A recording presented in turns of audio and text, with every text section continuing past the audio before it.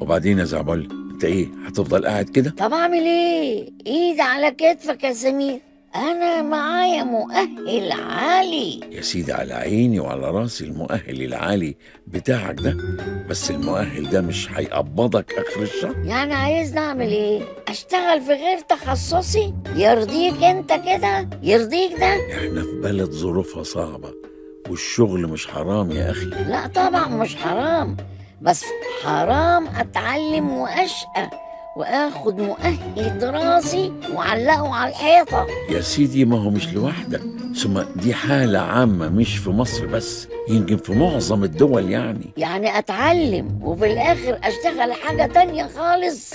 ده ايه المصيبه دي؟ طب اتنيلت انا على عيني واتعلمت ليه؟ اتعلمت عشان تحسن من فرصك في الشغل، اتعلمت عشان مش مطلوب منك انك تكون جاهل. يا سلام يا اخي، اديني اتعلمت وبعدين؟ سوق الشغل مفتوح، تحب تشتغل في مصنع في العاشر من رمضان؟ العاشر من رمضان؟ يا لهوي، ده مشوار يا سمير يا اخويا. المصنع هيوفر لك مواصلة من وإلى المصنع يا سيدي، رايح جاي. ده سفر يا عم، ده كده اليوم كله هيروح. رايح فين؟ رايح العاشر.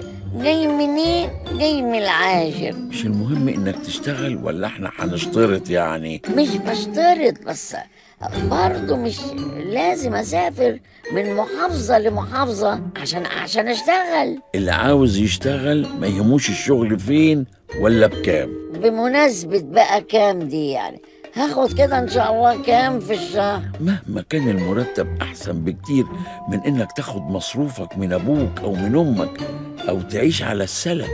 لا، ما انا برضو عايز احوش، عايز اتجوز، عايز اشتري لبس، ولا الاسم شغال وبس؟ يا سيدي اعتبرها شغلانة مؤقتة لحد ما تلاقي فرصة احسن، المهم انك تشتغل. يعني اشتغل واصرف على الشغل ولا ايه؟ انا مؤهلي عالي يا ابو سمرة. يا دي المؤهل العالي. طب بلاش العاشر، في محل جميل كده بتاع ملابس. حريمي؟ لا لا لا، رجالي، هتاخد مرتب حلو، ايه رأيك؟ لا يا عم، والناس تتأمر عليا، وده ضيق وده واسع. لا غير دي، لا رجع ده. يعني عايز اللي يشتري ياخد الحاجة من غير ما يقلب فيها ويفاصل ويقيس؟ اصل انا اللي هعمل معاه كده مش احسن مني؟ انا مؤهلي عالي ولا انت نسيت؟ يا سيدي فاكر وربنا المؤهل العالي اللي عرفنا بيه بتاعك ده، بس انت لازم تشتغل. يلا بقى، ايدي على كتفك يا سمورة يا اخويا، انا قاعد مستني الفرصة اهو. مستني الفرصة وانت قاعد؟ ألا فين السعي؟ فين البحث؟ فين الاجتهاد؟ يعني الاجتهاد ده لازم يكون في شغل مش بتاعي، مش حاسه، مش شايف نفسي فيه. عارف هاريسون فورد؟ عارفه؟ ايوه يا سيدي، الممثل الامريكاني، عارفه ومموت فيه. ماله؟ كان شغال نجار وهو بيدرس، وقبل ما يبتدي يمثل.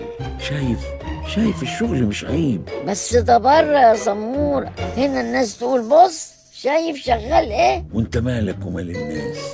خليك في نفسك يا اخي وركز في هدفك بس يا زعبولة، هو اهم حاجة. لا يا عم، الناس هنا مش بتنسى، صدقني. طب عارف الممثلة المزة اللي حلوة قوي، اللي تحس كده انها عاملة زي طاجن ام علي، القشطة دي، اللي اسمها سكارليت جوهانسون؟ هي دي تتنسي يا ابو سمرة؟ يا لهوي، اهي دي كانت شغالة جرسونة في مطعم. شايف الشغل مش عيب يا عم دي ناس دماغها كبيرة. انا اشتغل ازاي جرسون بذمتك؟ اصل انا ما تقولش اصل مؤهلي عالي، ماشي؟ ما كنتش هقول مؤهل عالي، كنت هقول ده مش الستايل بتاعي. يا زعبولة يا اخويا، بره الفكر عندهم ان الشغل اهم، الشغل هو اللي بيخليك انسان مسؤول.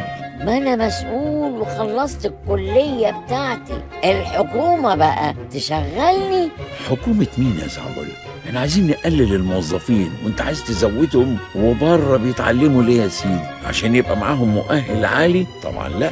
الله يا اخي، ما احنا مش زي بره. اشمعنى بدي؟ ستيف جوبر اللي غير شكل العالم القرن اللي فات ما كملش دراسته يا أخي. دي ناس بتغامر مش بتخاف، ما عندهاش اللي تخسره. يعني انت اللي عندك يا زعبلة؟ ايوه، عندي مؤهل عالي ارميه في الارض يعني؟ ما اقدرش. عارف يا زعبلة يا اخويا، المؤهل العالي ده بتاعك تعمل بيه ايه؟ قول لي بقى يا سمورة، انا زهقت، قول لي اعمل بيه ايه؟ تلفه كويس وتحطه فين؟ في الدرج. في الدرج يا اخي. انسان، اشتغل، فكر، غامر، عيش زي الناس. طول ما انت حاطط المؤهل العالي بينك وبين الشغل عمرك ما هتشتغل. يعني بلاها تعليم ومؤهلات ولا ايه؟ لا طبعا، بلاها تعليق فشل في الشغل على شماعة المؤهل. نشتغل عشان نحقق أحلامنا، غير كده مفيش أمل يا زعبلة. أوكي؟